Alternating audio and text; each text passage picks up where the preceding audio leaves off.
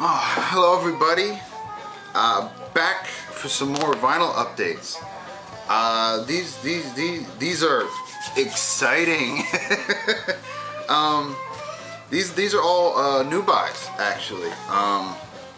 And a couple of them I kind of held off for a week or two because I wanted to group them all together. And I should say a little note to Derek. I know you started your Bandcamp page, which is cool. I mean, I love Bandcamp.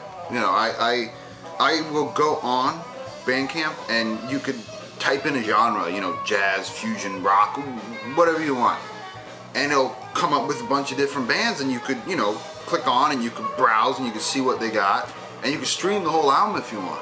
And I find some cool shit that way, and this is a perfect example because all except for one of these, I think I only have five.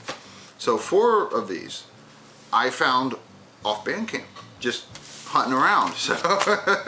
So little note to Derek, and a little congratulations on your Bandcamp page. And also, the first record I'm going to show kind of goes a little bit with your interesting packaging thread, because the music's sort of okay, but I got it because it's a cool package. But it's Eolian. What I forgot. I forgot the name of the album. Oh, Egg. Sorry, the band is Eolian and the album is called Egg. Obviously, it doesn't have a cover. It comes in an origami paper sort of bag, I guess. I don't know how you want to say it. And it opens up almost like a flower, if you can kind of get this. And then, obviously, the vinyl is nesting on the inside, if you would. And the vinyl is absolutely gorgeous. Look at that. Where is the open? Here we go. Now, musically, I don't know how exactly to describe it, if I would, but it's sort of, to me, it almost sounds amateur-like when you listen to it, and it might just be the production of the record, but it just doesn't necessarily grab my attention. It doesn't sound like it's almost like it's a demo, and it's supposed to be a concept album about birds and eggs and flight and all that. And it's not bad, it's just not something I care for very much. But I got it because it was cool packaging. So, and then look at that vinyl. How can you not like that? And, oh, another note to Derek. This was Pirates Press. So, there you hear that. If you're ever wondering about, you know, pirate presses for anyone, here's one of them. I know I have a couple pirate presses, and I can't figure out how to get the stupid thing back in. Here we go. This also came with a CD copy as well, and the CD is housed exactly the same way in a sort of mini origami package. Pretty damn cool. It is, again, musically really don't care for it all that much, but I got it because it was cool packaging. So this definitely fits the criteria for your packaging thread. Also came with little paper sleeve. Alright, into the finds. This first one is what you hear in the background, and it's Zubatto Syndicate, double LP. Really damn cool. I have been eating this one up lately. came with a download, and I love when you buy something that comes with an instant download, because you listen to it and that's the image you get in your head, and then when you get the vinyl, it's just a completely new and different experience. You know, it always sounds better, but you guys know what I mean. I would describe this band as, well, it's sort of a jazz big band, but they mix so many different elements together. There's fusion elements and rock and jazz, obviously. And then, you know, a little bit of funk here and there. I mean, just listen. Just jamming. As you can tell from the cover, it's very science fiction feeling, themed, I guess you'd say, especially with, you know, the names. Look at the names of some of these. The Trouble with Earth Women. Green Boy from Hurrah. Aries and Gaia. A Brief History of Time Travel. Lords and Ladies of Venus, An Arrival. Little insert. I don't know how to describe it very well. It's just, I guess you'd say a new jazz big band. Lots and lots of horns. I mean, look, okay, you have alto saxophone, you have bass clarinet, tenor saxophone, a bassoon, a trumpet, trombone, oboe, English horn, baritone saxophone, and another guy who plays clarinet. So that's just the horn section. So I mean, that should tell you something.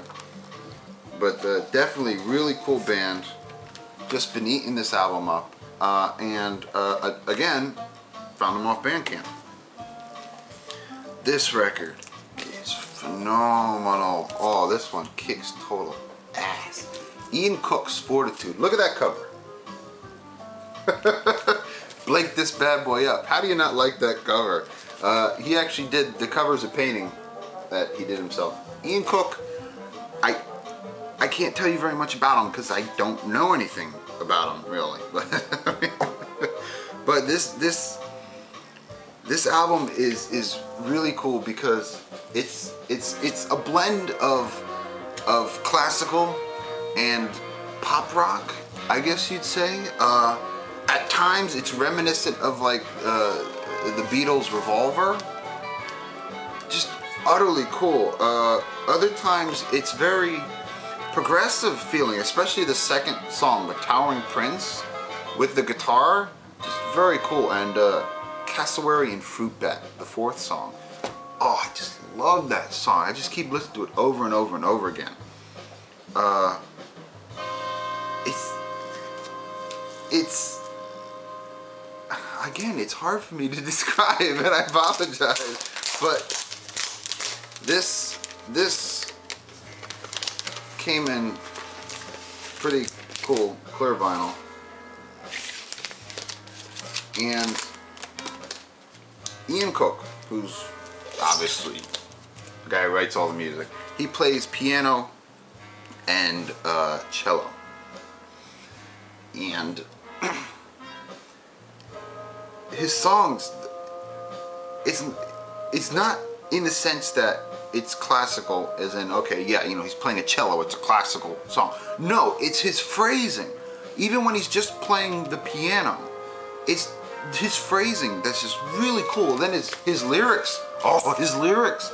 This is one of the first albums in a long time that I've been enchanted with the lyrics. And they're all on the back too, so I know what they are. And his voice is very high-pitched when he's singing, and at first I'm thinking, ooh, it kind of got on my nerves, but it fits the music perfect. Really, really cool album. Again, he's on Bandcamp. This is where I found it, so I suggest you check him out. Ian Cooke's Fortitude. Check that out. Okay, let's do this one. The next one I got is, drawing a blank, the New Earth Group. Your Africa Arabia. Another double record, and it came with a CD copy. This record, at first listen, this group reminded me of a mix of Frank Zappa, very jazzy Frank Zappa, and the Mars Volta. And they kind of do, but they're a little bit more than that. They mix funk and stuff like that. But all instrumental. Damn cool shit. The keyboardist, or the guy who plays Fender Rhodes, Fochekeltov? Sorry. Totally awesome. It's basically two people that write the songs. Choka Alskababa and Vincent M. Van Diem. They come from the Netherlands, and this is the first recording. It's Excelsior Recordings. Never heard of them. First thing I got from, I'm assuming they're from the Netherlands or Europe at least. And oh yes, the collage is also in the shape of the Netherlands, so that kind of gives you a clue of what they are. Really cool. The second song, Alibaba, has this wonderful, very jazzy feel to it.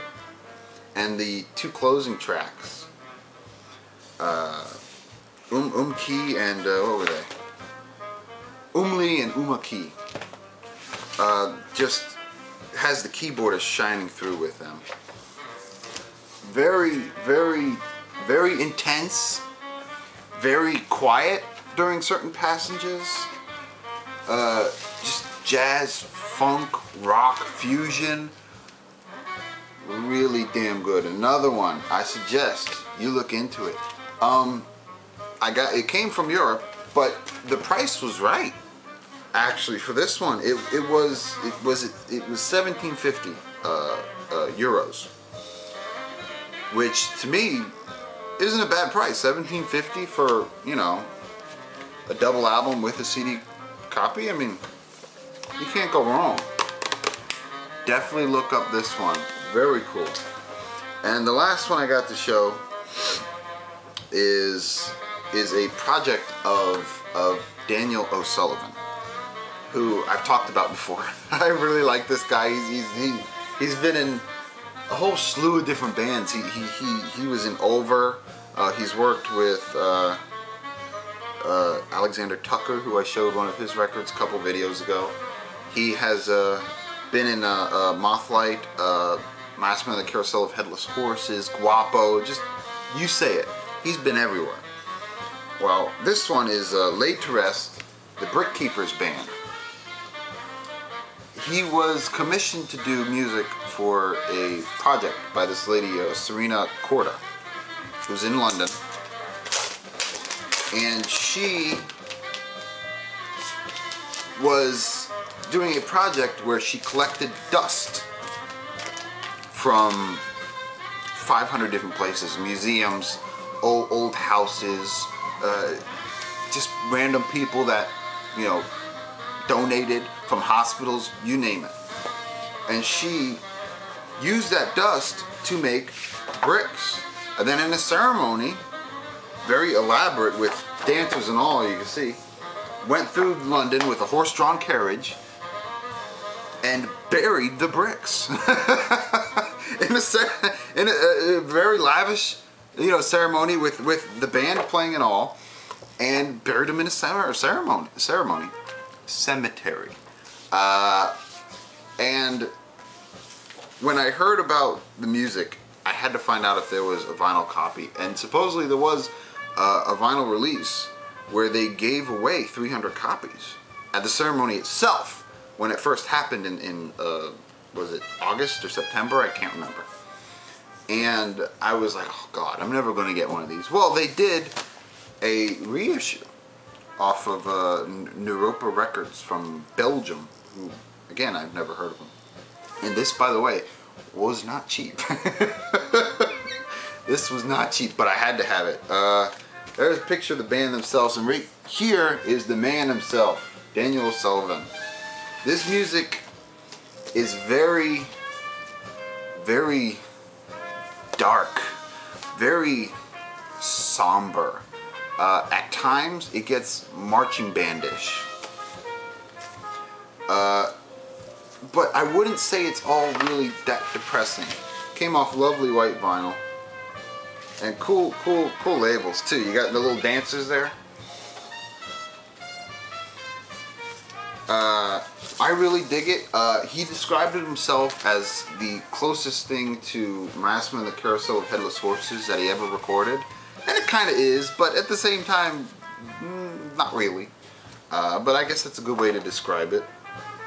It also came with this booklet, which is really long. A good 20-some-odd page booklet, which talks about the project itself. It has notes from both Serena Corda and Daniel Sullivan, and various pictures of where the dust was taken for the bricks. So on, some of the dancers. Very cool. And then at the end, it gives a list of all the names of people that donated and where they got it from and what they thought was in the dust. And let's see.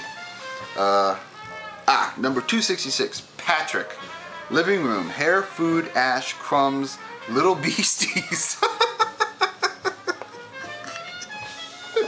Oh, let's find another one.